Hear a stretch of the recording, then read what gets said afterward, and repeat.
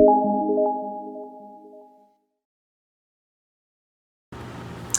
you guys, welcome back to my channel. It's Kay, and I know it's been a little minute but I'm back again with another video. I've been reading your comments, commenting back, and I've been seeing a lot of comments with people asking me how they can get in the hospital setting. Some people have no license and others still, can't get in the hospital settings even though they have a license.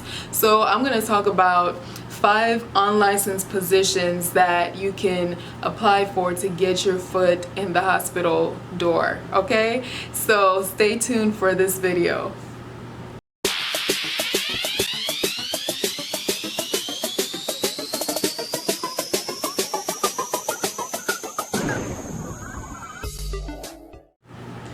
Alright guys, so the jobs that I'm going to talk about today are probably not the most glamorous. I mean, being a tech, I don't think that's the most glamorous job, but these are not the most glamorous, and I'm not saying you're going to get paid a lot of money, and you may not love the job, but I feel like you have to start from somewhere.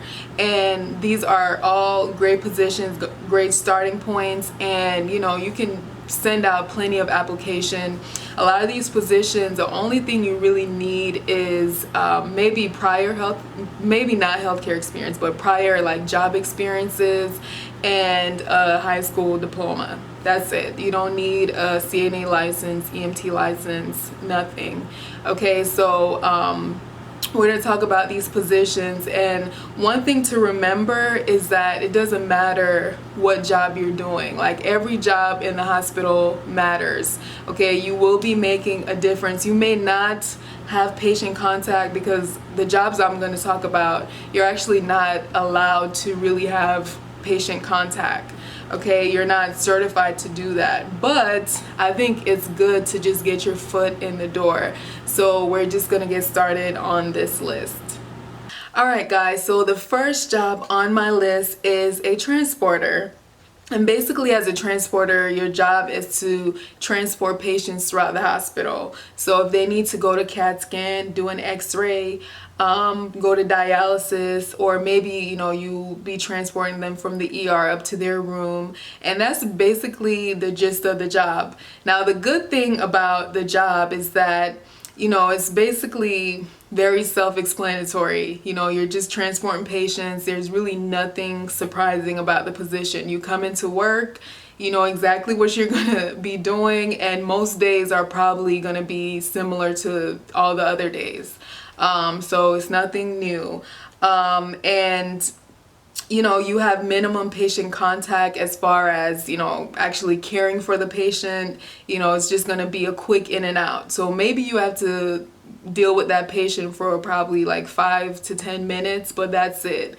And if you're like one of those people who like the minimum patient contact, this is probably a job that, you will probably enjoy. Now, the not so good thing about this position is that you may strain your back pushing the patients, especially on the carpet. When you're pushing a heavy patient on a carpet, it makes it even like worse because they're now heavier than they were. I can say that from personal experience because sometimes as a tech you do have to transport patients throughout the hospital.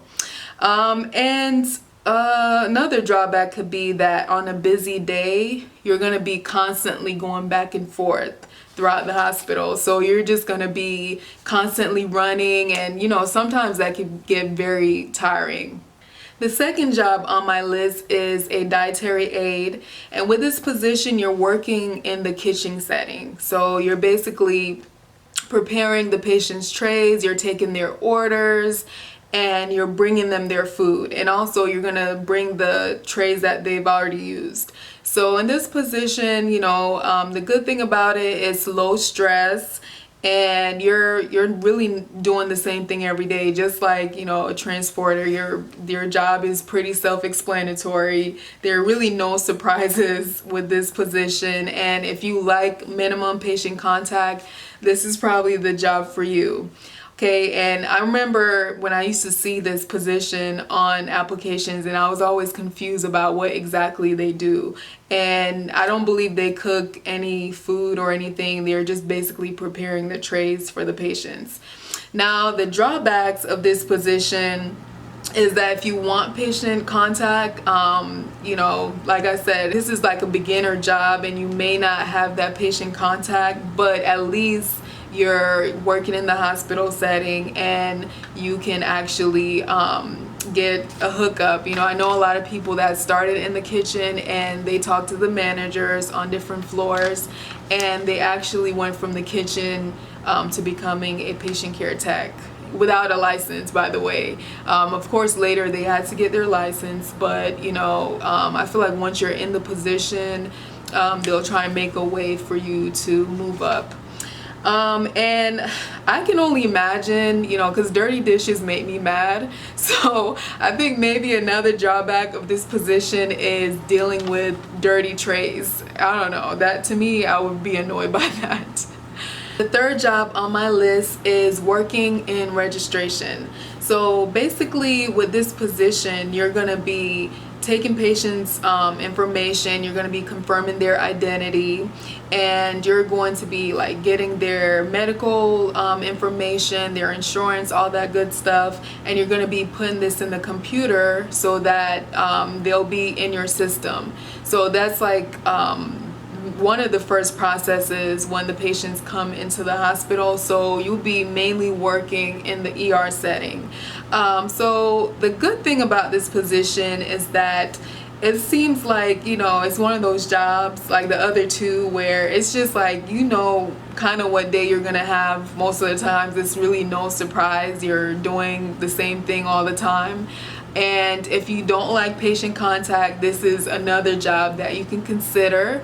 Now, the drawbacks, I think, of this position is maybe being on your feet for a long time, because, you know, you're really walking around with your little computer, and, you know, it seems like if it's really busy in the ER, you're just going to be walking back and forth trying to get people's information. And another drawback could be that you have to deal with combative patients, and sometimes with those individuals it's really hard to get their information, and that seems like it can really be annoying because you do have to get them checked into the system. You may have another patient that you have to get checked into the system, but then this one's not acting right. So it seems, you know, like that could be an annoying part of this job. Alright guys, so the fourth job on this list is a staffing coordinator, and this is actually a job that I do sometimes as a flow tech, and you do not need a license for this position. So basically what you're doing is making sure there are enough staff for the hospital. So you're making sure there are enough techs and nurses, and you're going to be working in the nursing administration setting. You're going to be working basically in the office in the hospital. So basically you're going to be making sure that the staffing for the next day is good, and you're going to be calling people, seeing if they want to come in. You're going to be using all your resources just to make sure the hospital is staffed with the right amount of people, you know, workers for the amount of acuity, patient's acuity, that's what I'm trying to say. But the good thing about this position is that sometimes, just sometimes, it could be a low stress job. You know, if your staffing is perfect, it's great, you can, you know, sit there, you can do homework, and it's really just like a secretary job for the most part. And you know, you'll be answering phone calls sometimes. People call into the hospital and you just be answering phone calls if people call off, and you know, it's just low stress sometimes. And it's really, for the most part, an easy position. You know, I don't really stress out when I do this job, for the most part. The bad thing about it is that it can also be high stress at times, because if you have a lot of people that call out, now it's like, okay, now I gotta call a whole bunch of people and see if they want to come into work. And another drawback is that you have to deal with people's attitudes. Some people get annoyed that you call them, and because when you're off work, some people just don't want to be called. So that could be very annoying, dealing with people's bad attitudes, and sometimes dealing with nurses that get upset if their floor is not staffed properly. Of course, everything's gonna fall on you, and it's gonna be your fault because you couldn't find someone. So that could be a drawback of this position, but overall this is a really good job. Alright guys, so I saved the hardest job for last, in my opinion the hardest job, and that is an EVS worker. So with this position, you're basically going to be cleaning throughout the hospital. You're going to be cleaning rooms, offices, cleaning up spills, and just making sure that the hospital is clean.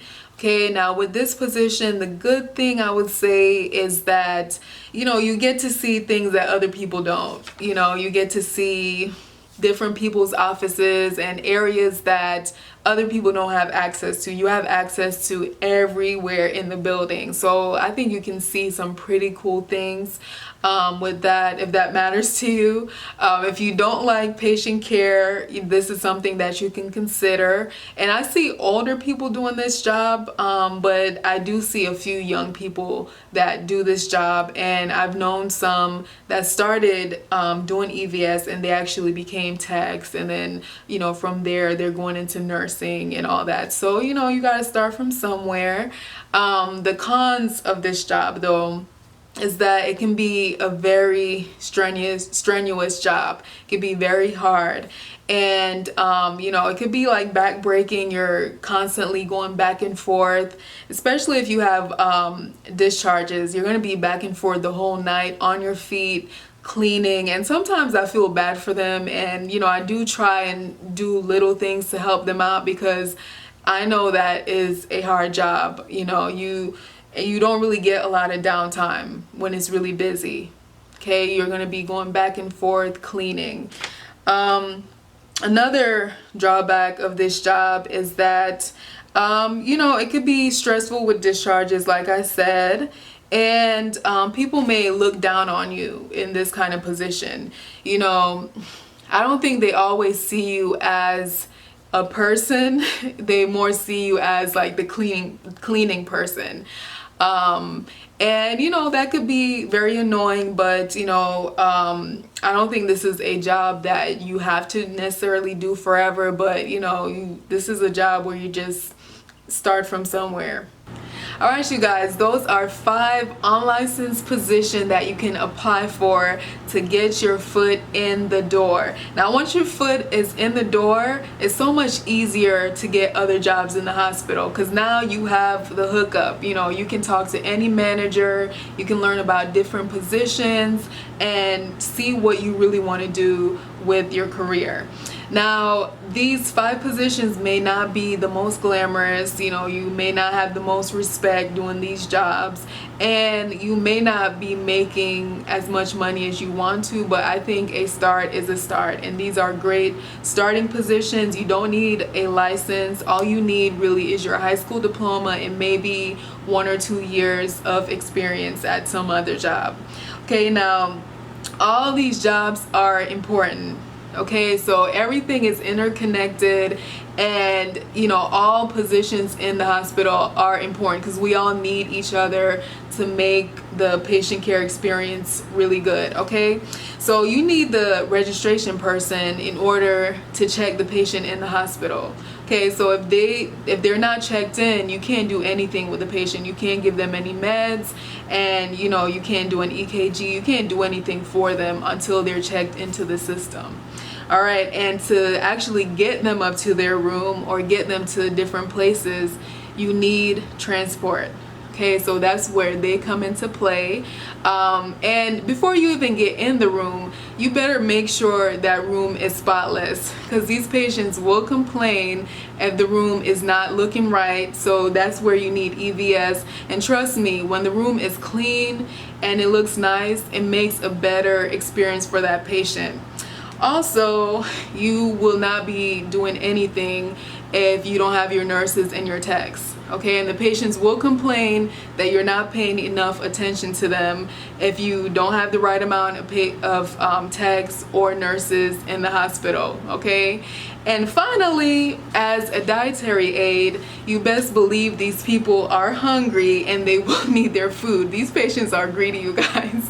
So you will need your dietary aide to bring them their food. Okay, so all these jobs are important and it's a great start. All right, if you guys know any other unlicensed position, make sure that you comment below and let other people know. Most people read comments while they're watching the video, so make sure you comment below and you can tell other people other great unlicensed positions. Now, thank you guys so much for watching this video. Hope you liked it. Hopefully it's helpful for you. And make sure you share it with other people and hit that subscribe button, because I will be making more videos like this since I see that you guys like it. Alright, so I will see you guys on the next video. Thank you for watching.